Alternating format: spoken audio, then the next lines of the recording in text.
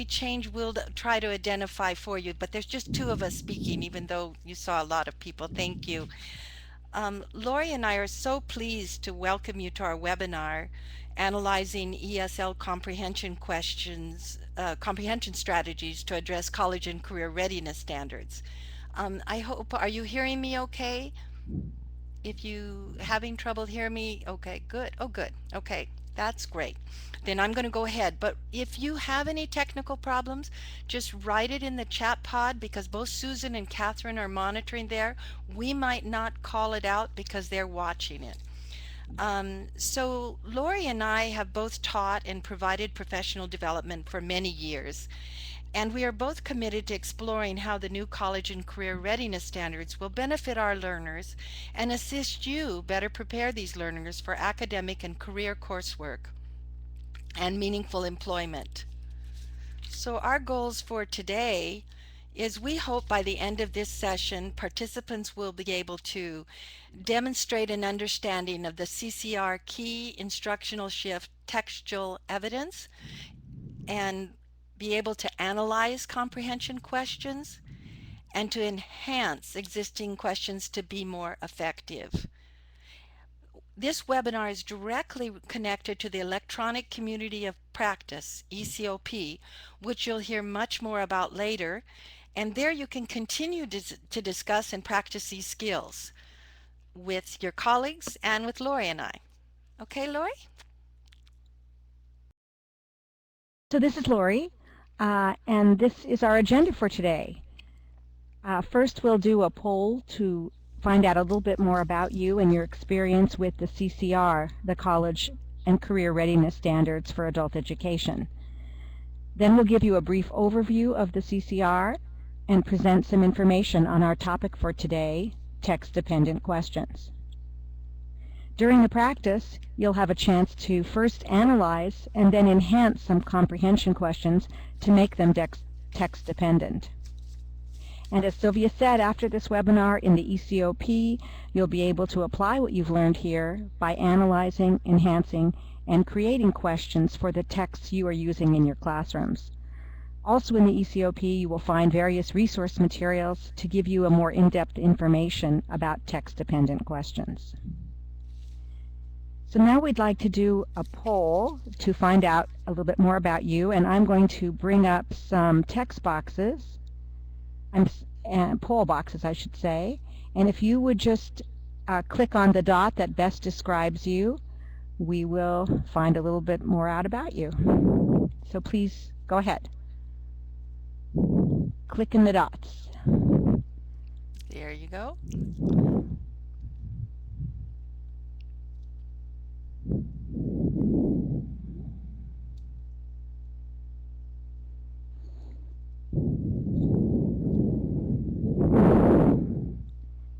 Nobody's clicking in poll 1. Can you see poll 1?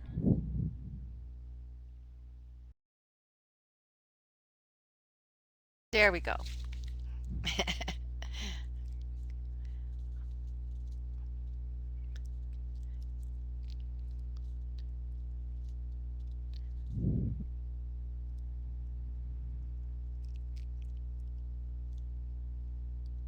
Okay, it looks like you've stopped. So it looks like 66% of you are teachers, 23% are coordinators, and got just a few administrators. Welcome to everyone.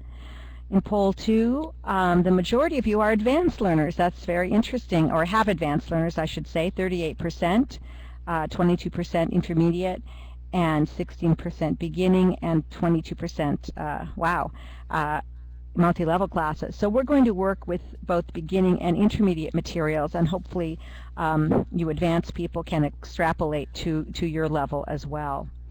And of course you'll have a chance in the e-CoP to work with the advanced level materials. On poll 3, 40% are new to CCR. Some of you have some familiarity, actually a greater majority, 48%, that's great. And some of you are very familiar with it. So that's great, and we're going to talk a little bit more about that. So now I'm going to give you some background information about the college and career readiness standards. Um,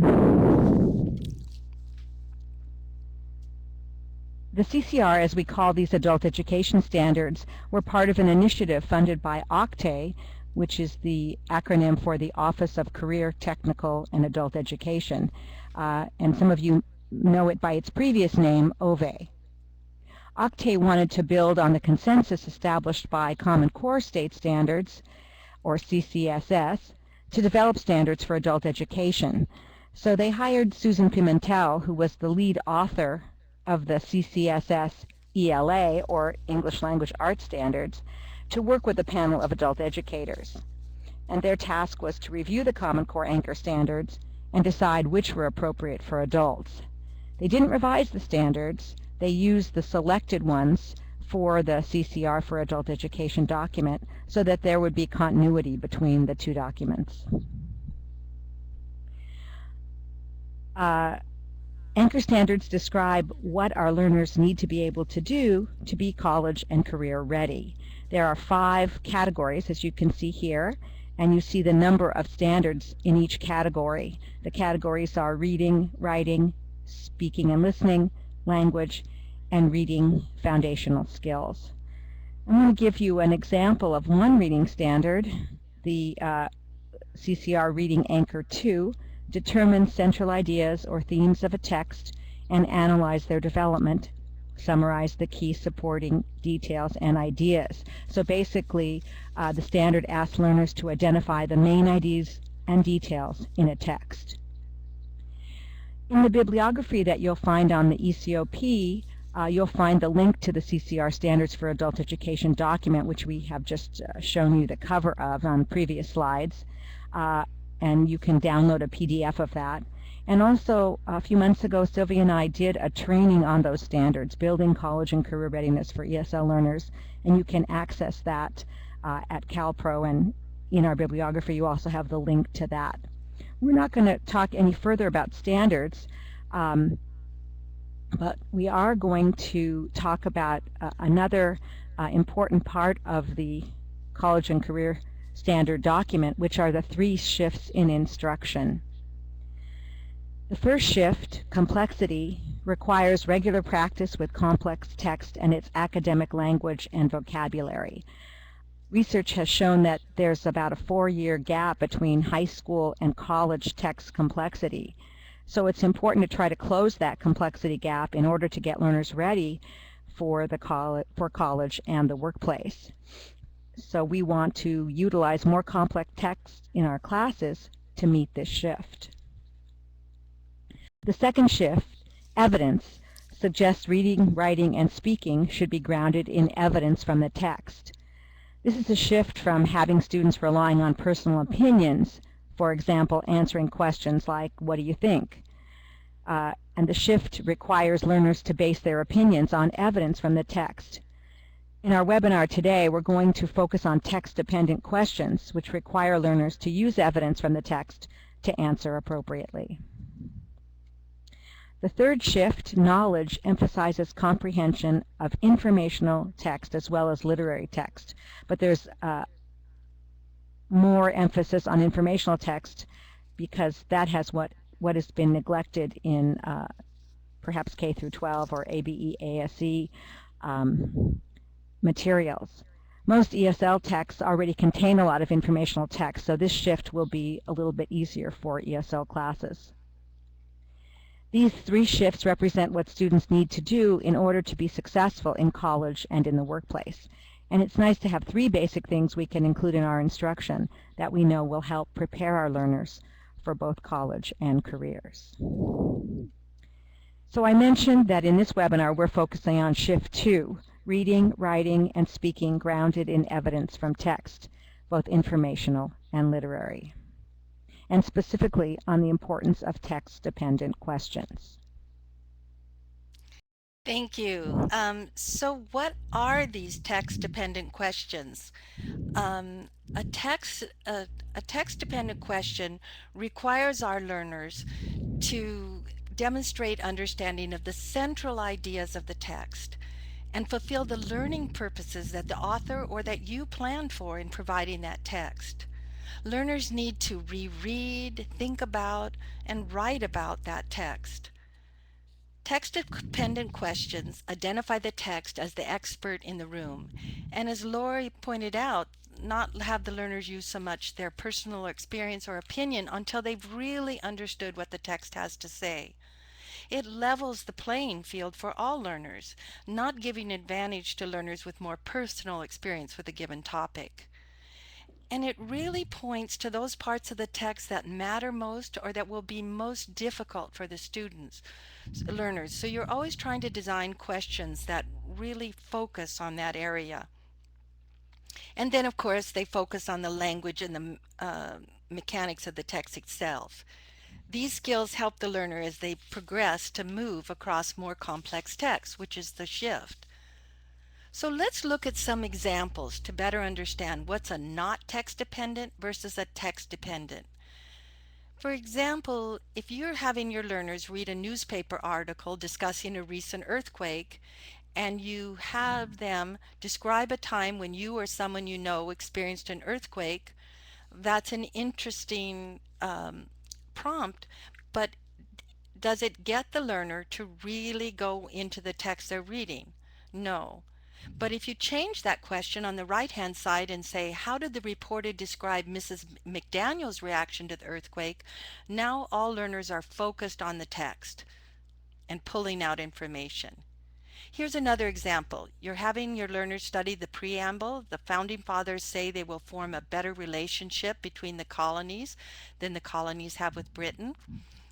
And they use the word more perfect union. And the task is describe the most perfect relationship in your life using one sentence. It's a challenging, interesting prompt, but it didn't move the learners to go further into the text. So if you take on the right-hand side and say, look at the term more perfect union in the preamble, according to the preamble, what do people want in their more perfect union? And a final example, you're having your learners read the inauguration speech by John F. Kennedy. Ask not what your country can do for you, ask what you can do for your country. And you say, what can you do to make this country better? Again, interesting, engaging, but not engaging with the text. So if you change that question to look at the quote from John F. Kennedy's inauguration speech in paragraph X, restate his ideas in your own words. I hope those give you some specific examples of what we're talking about. Here's a chart developed by Frey and Fisher, which lists 6 types of text-dependent questions. The chart delineates a progression of text-dependent questions that move from explicit at the bottom of the chart to implicit meaning at the top of the chart, and from sentence level at the bottom of the chart to whole text and across multiple texts at the top of the chart.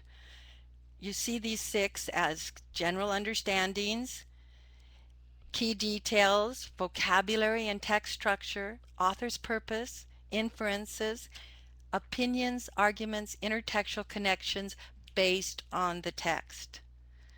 So we're taking this and actually creating 7 types of text-dependent questions because we're good ESL instructors, right? One of the ideas behind this is we feel that the following 3, general understanding, key details, and vocabulary, are appropriate for all texts, even the beginning levels of ESL. And then the following 4 types: text structure, which is how do structure, organization contribute to meaning; author's purpose, does the author persuade, inform, entertain, or explain; inferences, how do details and arguments connect; and opinions, what are the claims, evidence, and counterclaims based on the text.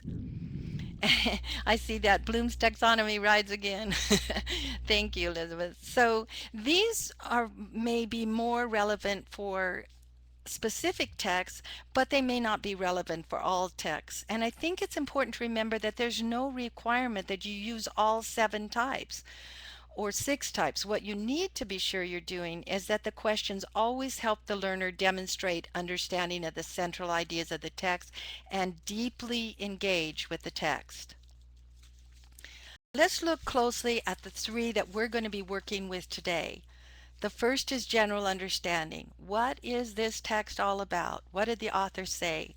And we've given you some sample questions. You can see here, like, what is the main idea, theme of the text? Key details, and both of these, general information and key details, these are good ESL practice. We do this.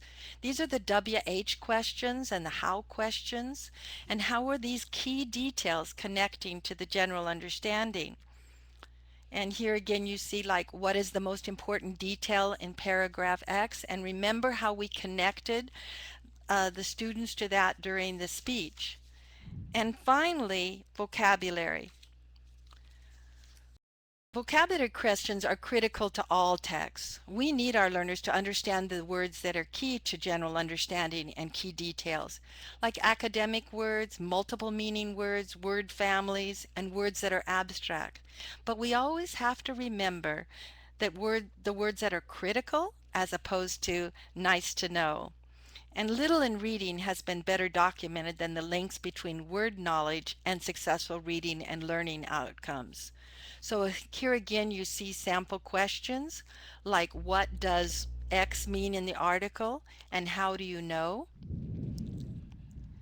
One takeaway thought: there's no right way to have students work with text-dependent questions. That's for your professional judgment. And that's why we want you, before we start doing practice, and you're all going to be put to work here in a minute, we don't want you to forget important things. We want you to think about, what do you want learners to get from the text? You want them to read it. Why is it most important? And then you want to prepare your learners with questions that pull out these main ideas, key points, and vocabulary, and related to the other four question types. And mark up that text, because you want your students to mark up the text. And you mark up the text and make those decisions. So once you've done that, we're ready for a practice, right, Lori? Yes, so now you're going to have a chance to practice analyzing questions. So that you see the questions in context. First, you'll read a text. Hurricanes could be caused by warm weather, which is an intermediate level text adapted from the CDLP online. And in the e-CoP in our bibliography, you'll have be able to access that resource. Then you'll analyze 4 questions related to the text, and you'll decide whether a question is TDQ, a text-dependent question, NTDQ, a not text-dependent question, or if you're not sure, you'll put a question mark. So you're going to read the text, and then you're going to take a poll putting in these TDQ, NTDQ, or question mark. So I'm going to move to our next layout. And you'll see the text, and you can begin reading it, and I will give you 2 minutes to read it.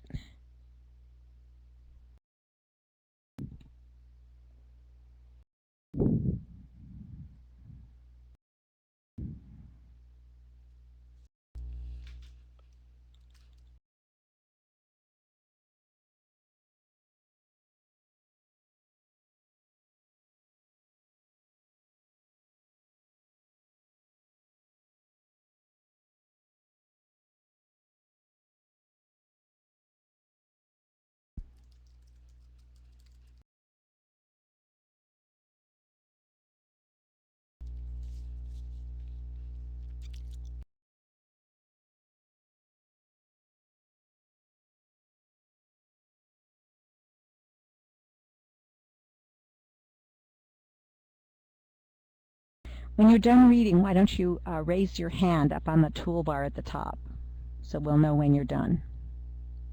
Oh, good. We're seeing.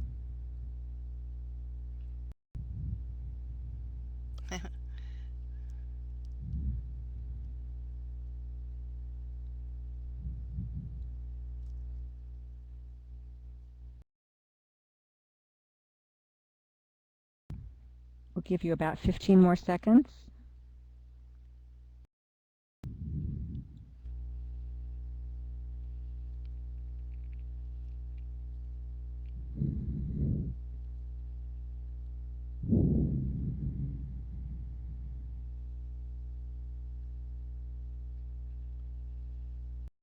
Okay, great. So now we're going to look at some questions, and if Susan, if you'll clear the uh, hand raising for us, that would be terrific. We're going to look at some questions and analyze them for whether they're text dependent, not text dependent, or if you're unsure, you'll put a question mark. So this first one we'll do all together, and you'll see the broadcast results, and you can see, just take a guess. We know this is new to everyone. See what you think.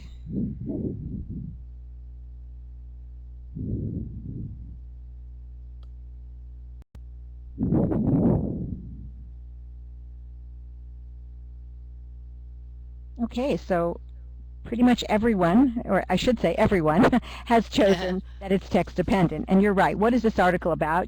The student cannot answer that question without relying on information that they read in the text. Good job. Okay, let's go to the next one.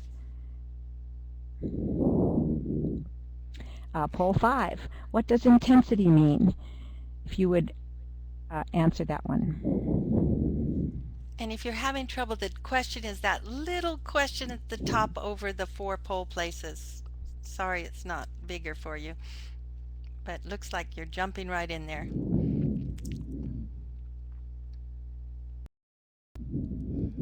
Aha. We'll wait for a few more votes.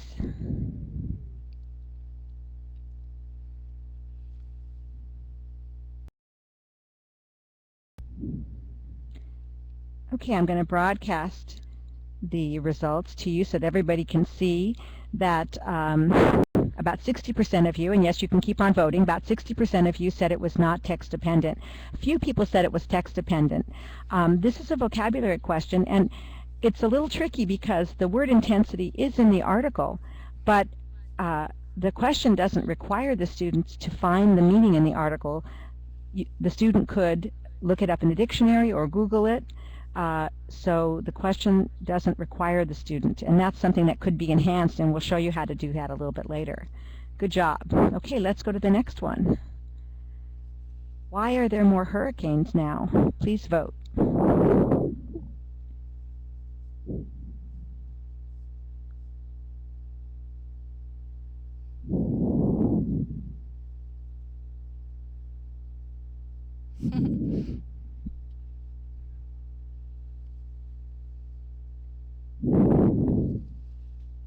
Okay, I'm going to broadcast the results. So this is also a tricky one. The majority of you, 62%, said that it was text dependent, and 33% of you said it was not text dependent. A few of you were unsure. This is an interesting question because the answer is in the text, but the question doesn't really require the student to go to the text to find the answer. They could Google it or just take a guess. So this is a little tricky one. We're going to talk about this when we enhance the question to see how we could make it even more text dependent than you're thinking it is right now. Let's go to the next one. Poll 7. Have you or someone you know ever been in a hurricane? Describe the experience. Oh, that was very quick. Okay, I'm going to broadcast the results. 100% of you said it's not TDQ. Sylvia gave you an example similar to this and told you it wasn't. Yeah, that's our regular experience question. And we do want our students, especially in ESL, to relate learning to their own lives. So we do want to have some questions like this, but the majority, more than 90%, should be text dependent. Great job. Okay, now we're going to go back and do another activity.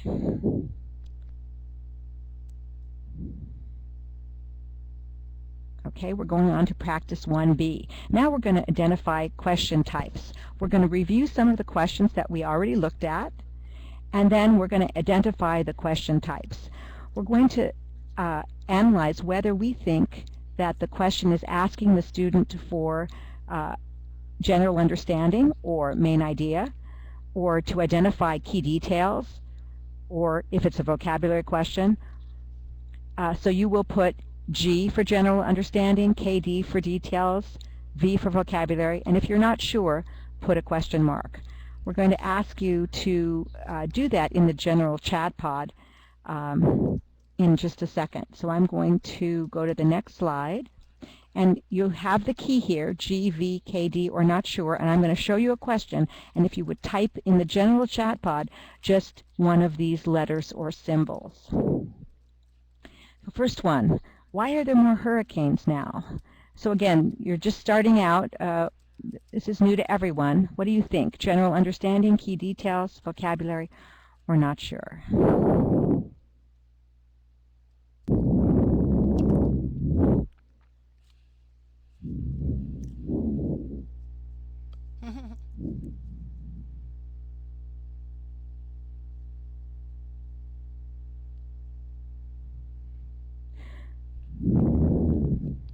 So it looks like about half and half. Half of you say key details and half of you say general understanding. I think it could be either one. The question seems very general, but in the article talks about hurricanes being caused by warm weather, and so that could answer that question. It could also be a key detail. So that one, I'm sure, you could have a question about it. Sylvia and I thought it was a key detail question, but I see that we're sort of half and half there, and that's fine, I think, depending on the article you're talking about. Let's go to the next one. What is this article about? G, K, D, V, or not sure?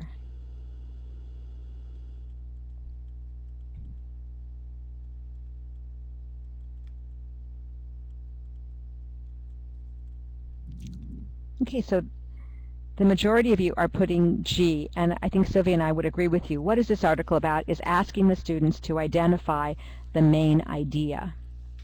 And so that's general understanding. Good job. Again, this is new to all of us, and so we're going to have another chance to do this later. But let's go to the last one now. What does intensity mean? What kind of question is that? Please put it in the chat pod. Okay, you're all just jumping on this one. It's a vocabulary question. Good job.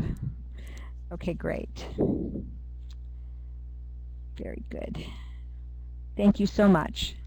Now we're going to move on to practice 2A. We're going to have another chance to analyze questions.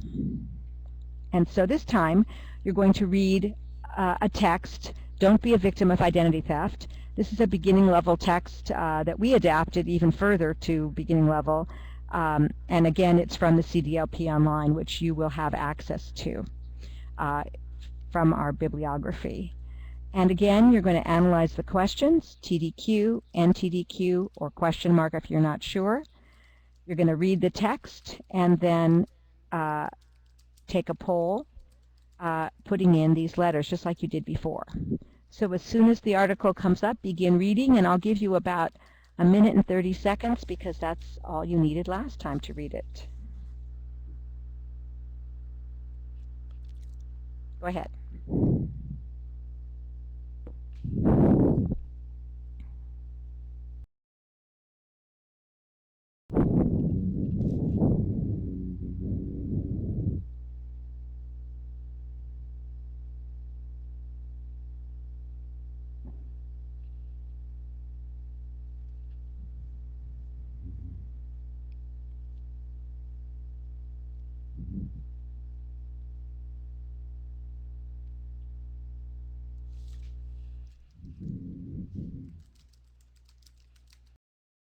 Thank you for starting to raise your hand when you're done. Good job.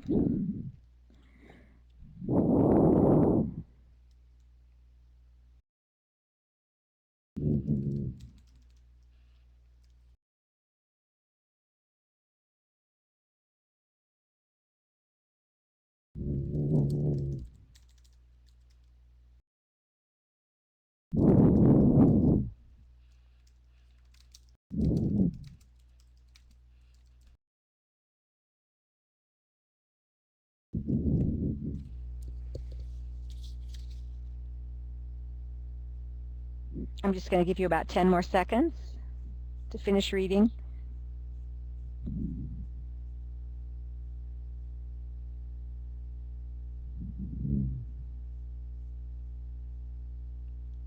Okay, great. If you'll stop right there. Since you've done this once before, I'm going to give you all of the questions at once and just do the poll at your leisure.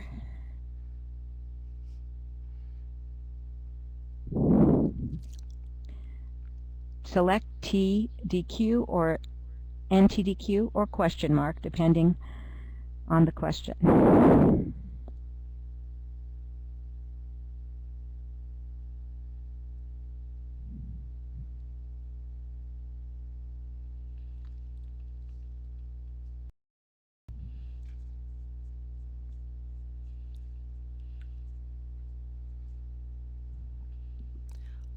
Poll 11 isn't opened. Oh, is that the Uh, case? yeah, Uh, Susan, maybe could you help us with reopen. that? There we Is it? go. There we go. There it is. Thank you for telling us. I wondered why nobody was doing that one. Okay, we'll just give a few more seconds for poll 11.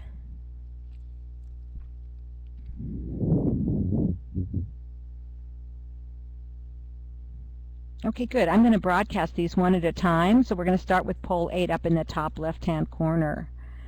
So you can see now that 96% of you thought, why does Melissa have bad credit, was a TDQ, and we agree with you. Oh, now it's 100%. Okay, great. Again, whenever you have, I shouldn't say whenever, but in this case, the name of the person that in the reading is mentioned, why does Melissa have bad credit? So there's no way you could answer that question without using information from the article. Good job. Okay, let's go to poll 9, and I'm going to broadcast that for you. How did Target find out Melissa was the victim of identity theft? Again, the majority of you, 90%, said it was TDQ. Yes, it's a text-dependent question. In the article, it talks about how Target found out about Melissa, and again, there would be no way to find out that information since it is specific to Melissa without reading the article and basing your answer on that. Good job. Okay, we're going to look at poll 10, and I'm going to broadcast the results. What does unreliable mean? Again, we had an example about that. It's a vocabulary question, and anyone of our students could look up the meaning in the dictionary. They would not have to use the article, so it is not text dependent. Good job. And poll 11, there's a little bit of disagreement in this one, which is good. What can Melissa do now to solve her problem? Some of you, most of you said it was text dependent, and some of you said it was not text dependent. This is an interesting question because the information is in the article, so you can go to the article to answer it, but you could also use your own opinion here that the question isn't requiring you to go to the article to read it, to answer it, excuse me. So we would say that this is a not text-dependent question, and we're going to talk about how you could enhance it to make it more text-dependent. Good job, everyone. Let's go back to our slides, and then we're going to have another chance to look at some of these questions and analyze them to see what question types they are. So again, we're going to review some questions. We're going to identify the question types by voting whether it's G for general understanding, KD for key details, V for vocabulary, and if you're not sure, you'll put a question mark. I'm going to show you this key, and then in the general chat pod, you'll put the letter or symbol just like you did last time. So let's look at this again, and here's our first question. What does unreliable mean? Would you vote in the chat pod, please? G, V, KD, or a question mark for not sure. They got it. Okay. All of you have voted V. It is a vocabulary question. Good job. Let's try this one. How did Target find out Melissa was a victim of identity theft? What do you think that one is?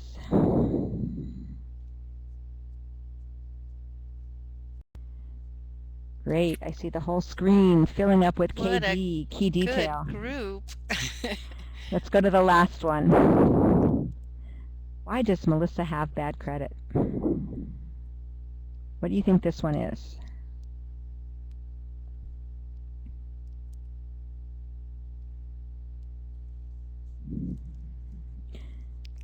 Debbie put in a question mark, and so did Sue, and so did Jamie. And so uh, I agree with you. This one is hard to tell. Um, Sylvia and I thought it was G for general understanding because the answer is the main idea. Why does Melissa have bad credit? Because she was the victim of identity theft. So we were thinking it was general understanding. But many of you thought it was key details as well. The most important thing is to be sure to be looking at it and thinking about what you think it is. It's not so crucial that you know exactly which type it is, but it's good to be thinking about how it could be answered, whether we're looking at general understanding and key details, because we want our students to both look at the main idea and the key details. So we want to have questions that go to both of those areas, as well as vocabulary and the other areas we'll be talking about a little bit in the future. And Jamie's raising a question about it seemed like it was the same issue with hurricanes. Why are there more hurricanes? And I think it could have a general understanding question, but again, if you go into the article, this particular one points directly to the general understanding. But like Lori's saying, it's not critical whether you're going to do the analysis. What is critical is that you have both kinds of questions. So be sure you have a general understanding, key detail, and vocabulary that are important for the reading, right, Lori? Right. Okay. Okay, let's move on. Thank you so much for your participation. Ooh, darn it. Oh, Okay, I sorry. went too quick. Um, Yes, and Elizabeth, that is the point. They can gain knowledge of hurricanes almost anywhere, and they could bring in information about it. And that's interesting because we're going to talk a little bit now about how you enhance a question. And when we put up this question, what does intensity mean? There was some discussion about, well, yeah, it's in the article, and Lori explained why it might not be. So this is a perfect example of a type of a question where you can make it better. You can create a question that directs the learner to the article. So here's our example. Explain the word intensity as it is used in the article. Now there's no chance that they would, well, they could still use their smartphones, but you're giving them very specific direction about what to do. Does that make sense? We're going to go to let you have a turn and see if this, in fact, is something that you can do. Um, in the article, Victim of Identity Theft, remember this, the vocabulary question, what does unreliable mean, and some of this discussion about whether or not this was text dependent. So this is a natural one we would want to enhance too. What we'd like you to think about is how could you write an enhanced question that directs the beginning level learner to the text to try to answer this? And you can use the chat pod. You can write it first on a little piece of paper, or if you're feeling brave, it'd be great to have you put your examples right in the chat pod. We're all learning this together. So the more that we see examples from everyone, um, the more we're all going to learn together. And then we'll show you um, uh, and we'll show you what we did. Someone wants us to go back to the text. We don't really have time to do that, but if you can Yeah, just imagine how you might uh, enhance it, and of course, it would be good to look at the text when you're actually doing this with your own uh, text. yeah, thank you. But But we're we do. seeing some good stems here, like read the article and explain the meaning of unreliable. What does the word unreliable mean here? How do you know according to the text? And just up at the Okay, top, what does unreliable mean in the article? So we were hoping for a little bit simpler question. Remember that these would be beginning level students. and wait for a couple more here. And we're it's not something you just sit down and go, okay, that's it. You got to really think about it and think about the level of the student, what the other word could replace unreliable in the text. Good. I'm going to wait for a couple more to come up, and then I'm going to show you our example. How does the author explain unreliable? I think the challenge for us with this particular one is that it is a beginning level text.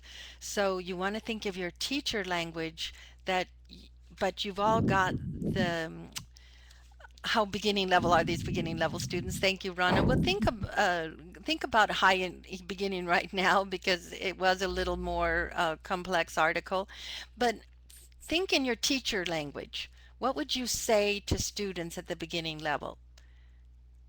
I'm going to go ahead and show you an example of what Lori and I thought. Um, there's good past tense and so I'll say beginning high. Yeah, okay, good. Let's go ahead and look at our example.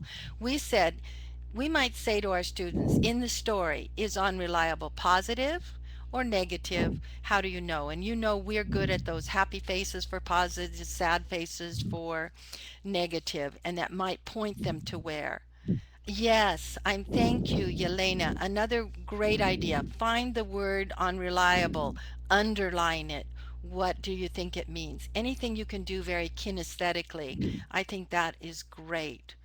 So, you see, you just had to add something to direct that learner to the text. Let's try it one more time. I know some of you are typing, but because of time, I'm going to move you a little bit more. In the intermediate text, remember this one? Why are there more hurricanes now? You could go to the text, but you don't specifically have to go to the text. But if the text were up, you would see that Professor Nathan talks about why there's more hurricanes now. And so you could say, according to Professor Nathan, or you could say, in paragraph X, why are there more hurricanes now?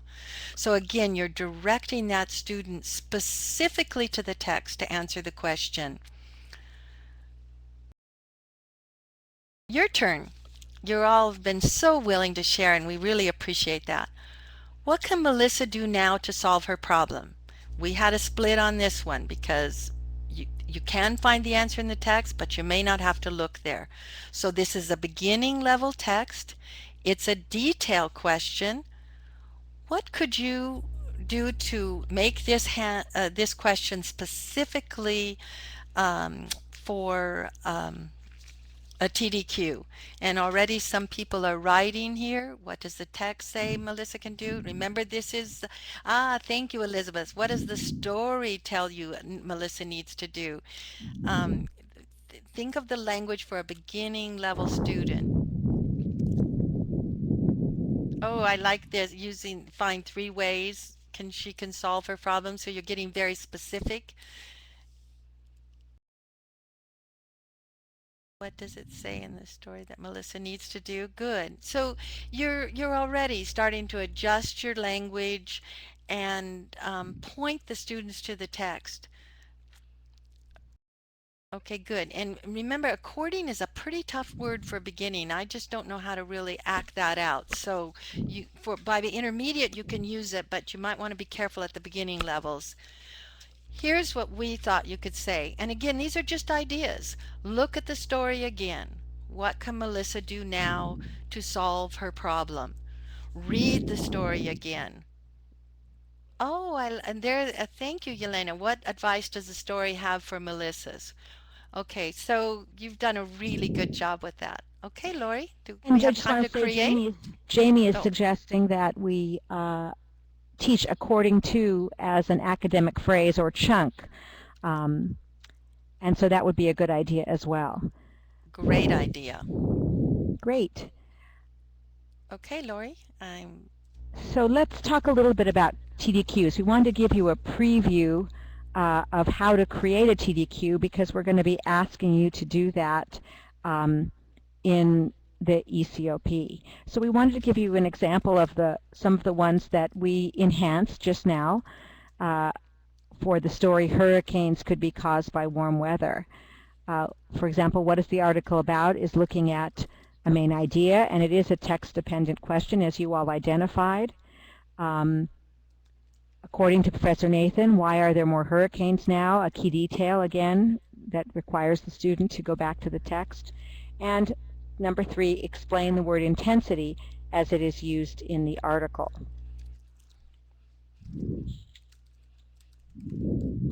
So we're going to practice just very briefly how to create a TDQ yourself. And we want you to write a key detail text-dependent question for the hurricanes text, and we're going to give you some frames in order to help you to do that. So one way you could do it would be to say, explain why blank happens, how do you know?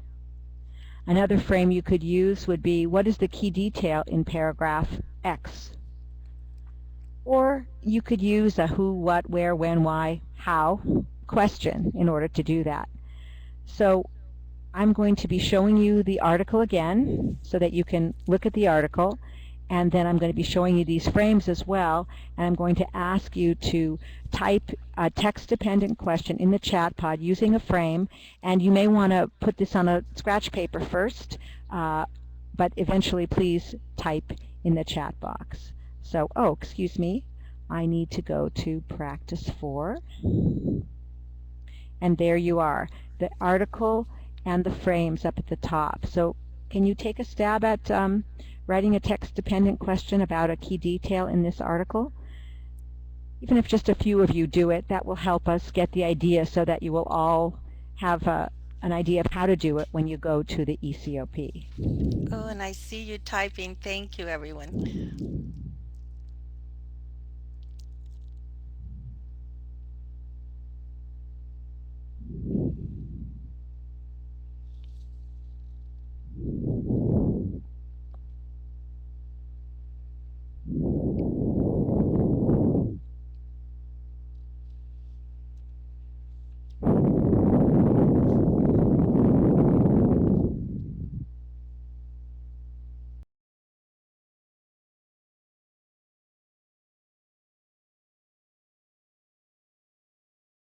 So we have a what question. What does TN, Terry Nathan, say about ocean temperatures? That's a key detail. Good job.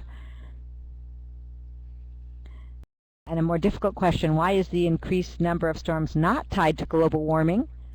According to the article. Explain why ocean temperatures are increasing. So again, we want to add there according to the article, so that we want to be sure that the learner is referring to the article and not just looking it up. And Yelena has a nice one, what is the key detail in paragraph 3? So that they have to look at the article to pull that out. What does the article say about? That's nice.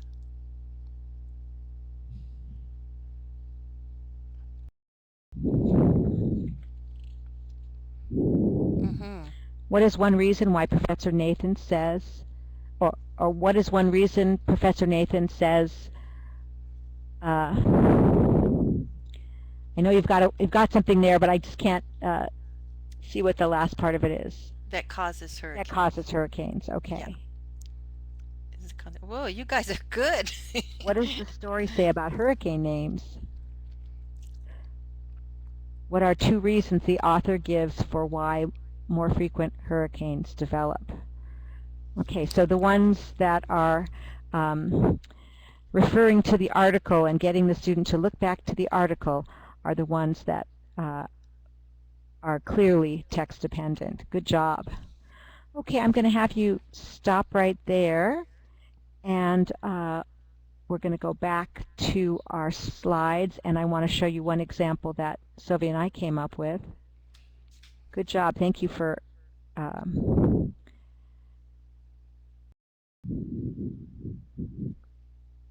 being volunteers. And our question is, what is the most important detail in the last paragraph? Restate this detail in your own words. So a question that you could probably use for many different articles. but requires the learner to go back to the article to find the answer. Good job. Okay. All right, it's Sylvia again, and we want you to think about what you've been doing in our time together. And in this short time together, you've been analyzing text-dependent questions, you've been enhancing text-dependent questions, and you've been creating text-dependent questions. And I want to remind you there'll be a record of the chat that you'll be able to look at again, because I think you'll want to review some of these great questions that have been coming forward. So now I have a question for you. On a scale of 1 to 5 in the general chat pod, where do you think you're at? At 5, I'm ready to pick up my textbook and go. I'm going to analyze those questions, enhance them, create new ones. All the way down to 1, I'm just not even sure what you're really talking about here, but I'm interested. Oh my goodness, you guys are okay. That's great.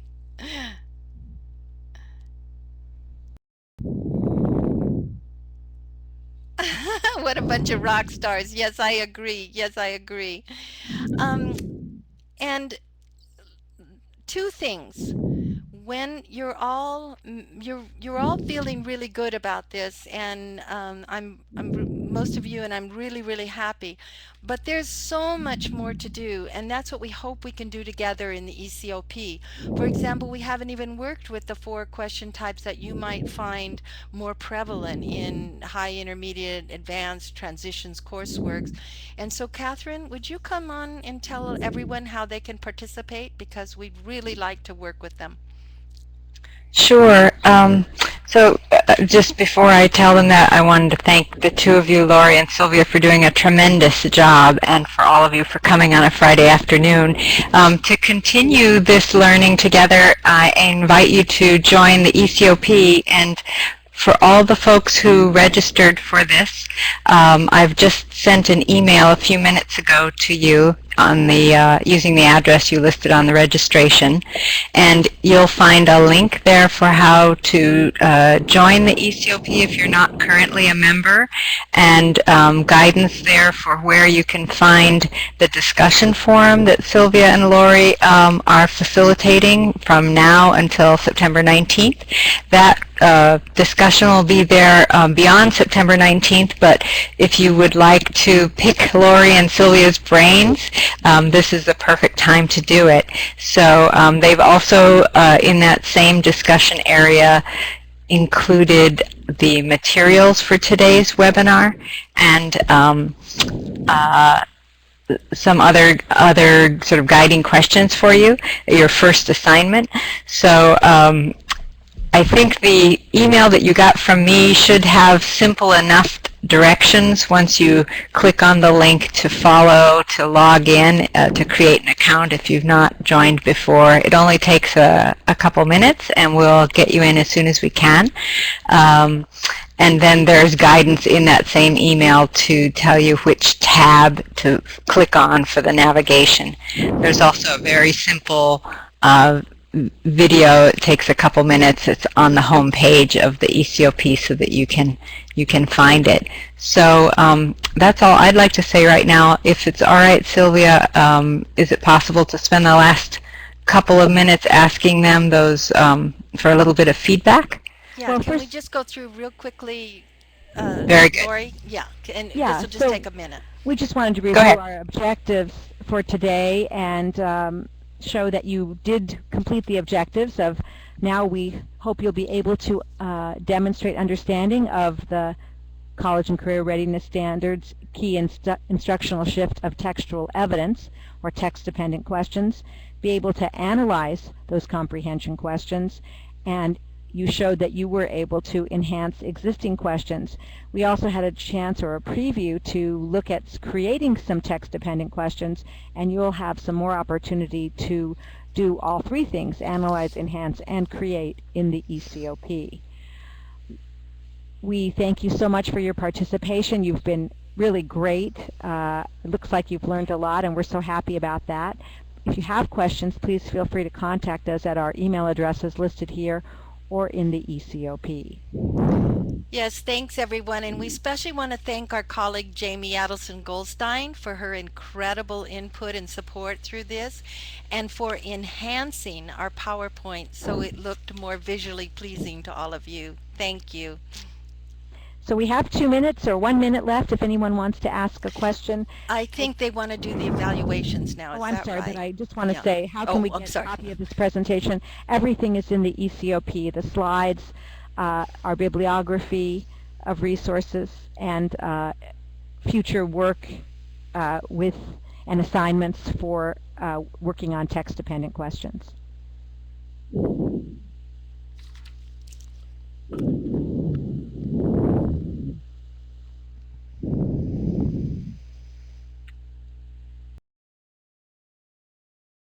So if you would respond to the reflection that's coming up. Reflection 1, what did you enjoy about this meeting? 2, what new insights or ideas did you get, if any? And 3, how do you think you might put them into practice? If you can respond in the chats above, we'd appreciate it. Thank you so much.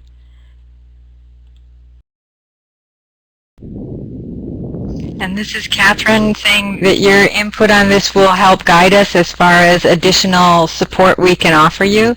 So additional webinars of this sort, additional work through the e-CoP. So thanks for liberally sharing your feedback.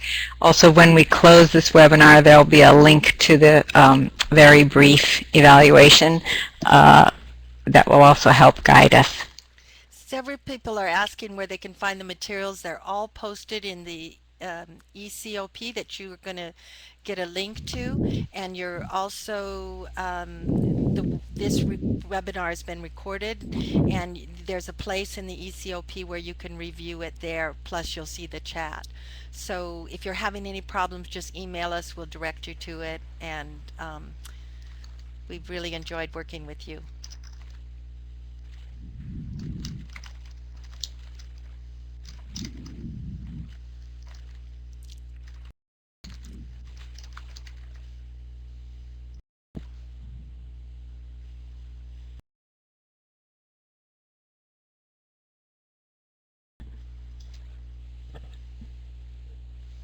Thanks, Catherine.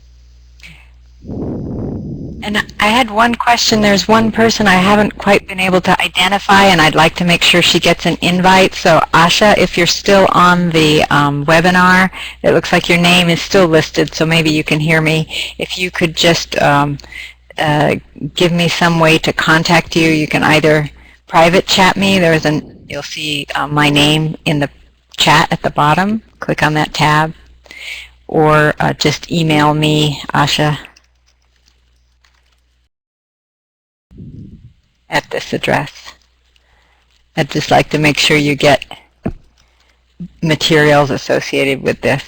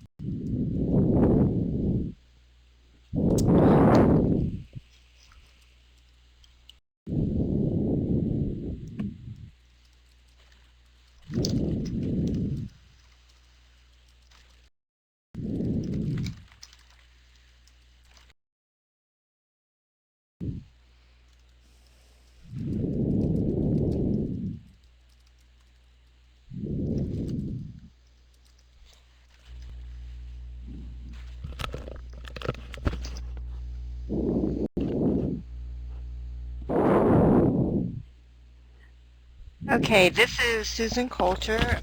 We want to thank Lori and Sylvia for an amazing and thought-provoking webinar. When I close the Connect room, an evaluation form will open up, and we do value your input and use it to improve future webinars.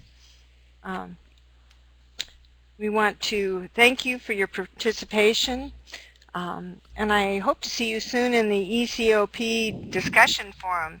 There is a link. It's also on their last slide. Um, so I think we are winding down. I don't see anyone.